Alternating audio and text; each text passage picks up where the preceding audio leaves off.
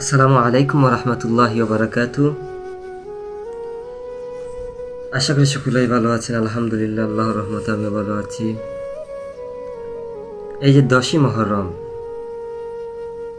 এই 10ই মুহররমে যে গুড়া সাজিয়ে, প্রতিমা সাজিয়ে এবং মুখাম বানিয়ে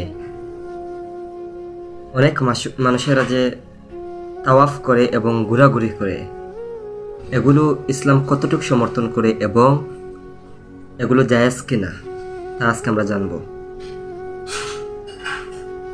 তো আজ এই যে 10ই মুহররমে যে ছুরি মারা হয়, ইয়া হুসাইনি বলে যে ছুরি মারা হয় এবং তাওয়াফ করা হয়, এই মুকামকে বলা হয় যে ওই মুকাম, আর এই গুড়াকে বলা হয় যে ইমাম হুসাইন রাদিয়াল্লাহু তাআলা আনহুর গুড়া, এবং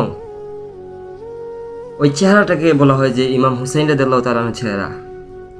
এটা সম্পূর্ণ নিষেধ, এটা ইসলাম কখনোই সমর্থন করে না, এটা জায়েজ নয়।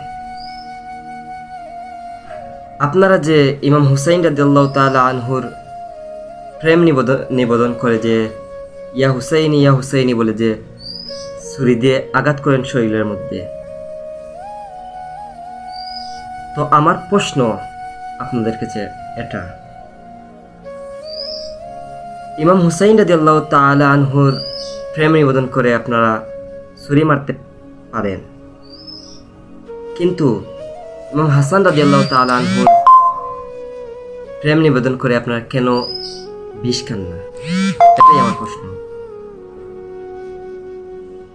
কারবালা এটা নয়, কারবালা ছুরি মেরে নয়, কারবালা হচ্ছে ইমাম হুসাইন রাদিয়াল্লাহু তাআলা আনহুর আদর্শ বুকে লালন করা, এটাই হচ্ছে কারবালা।